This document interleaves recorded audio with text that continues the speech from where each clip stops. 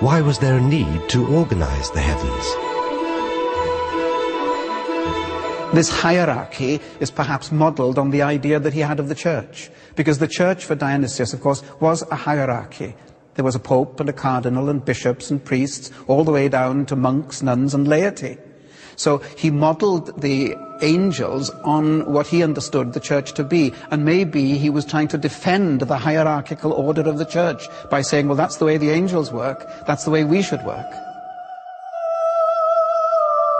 This hierarchy of angels proved useful to the early church. For some, this was a convenient way of keeping God and man apart. The obsession and fixation on the nature and order of the heavens and its angels raged for centuries.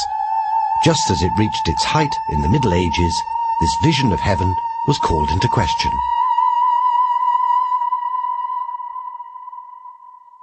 Following Dionysius, you come then to Thomas Aquinas, who lived in the 13th century, a Dominican friar who wrote about angels. He was known, after all, as the Angelic Doctor. And you find in his work, everything you wanted to know about angels but were afraid to ask. Do angels eat? How fast do they move? Do they die? Do they have children? How do they communicate with one another? These were questions about the nature of angels. And it's caricatured, of course, by the famous question, how many angels can stand on the end of a pin? But in the 16th century, we have the Protestant Reformation. And the Protestant reformers were not at all keen on angels. Calvin said that's a waste of time. Go back to the scriptures, read what the scriptures say about angels. You won't find the nature of angels being discussed in scripture, but you will find their work being discussed. The biblical account of Gabriel's visit to Mary bears no visual description of the angel. Neither does Mary remark that she has seen an angel. Mary hears the angel. So how do we know what angels look like?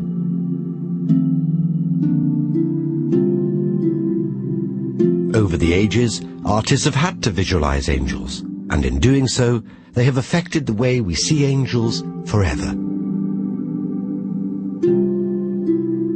But the greatest trend in artistic depictions, be it in stained glass, paintings, or statues, is to humanize them. This has raised a whole host of issues and questions. The Hebrew Bible usually describes angels as men when they appear on earth, so they don't usually have wings. But we find that when they're shown in art from the 4th century onwards, that this starts to change. This is, of course, the time that the Roman state adopts Christianity as its state religion. And you find that the idea of the angel gets very bound up visually with Greco-Roman goddesses like winged Victories, which are female goddesses in female robes with wings. So as art develops, you tend to find that you've got the male form, but wearing a sort of feminine, beautiful robe and with wings. So there's a sort of increasing feminization of the angel. They're not made totally feminine either. I mean, they're very rarely actually shown as women. They don't have breasts, but they seem to develop into an ideal of beauty, which is quite feminine. The Bible names Gabriel, Michael, Raphael, Uriel. These are male names, but rarely would you get a little boy today playing the part of the angel in the Nativity. Perhaps it's safer to assume that angels are sexless. This avoids a whole host of embarrassing questions and thorny issues.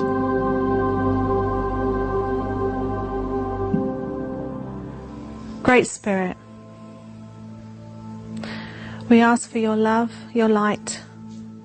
Today, angels are no longer restricted to organized religion. We ask for the room to be filled with angels. In some cases, they have bypassed religion altogether. Angel group meetings provide a new form of belief. Smell their fragrance. And most of all, know that they are here. Some are scornful of this modern-day spirituality. But there are countless stories of guardian angel rescues, warnings, and interventions. Angels are even said to have averted car crashes. I heard a voice say to me that we had to move from the fast lane into the slow lane. We were starting to go through the tunnel. Then we actually noticed there was a car that had stopped across both lanes. Now, we couldn't see that from where we were, but the angels could see, and they knew that had we been in that lane, travelling at the speed we were, well, I probably wouldn't be here to relay this story to you.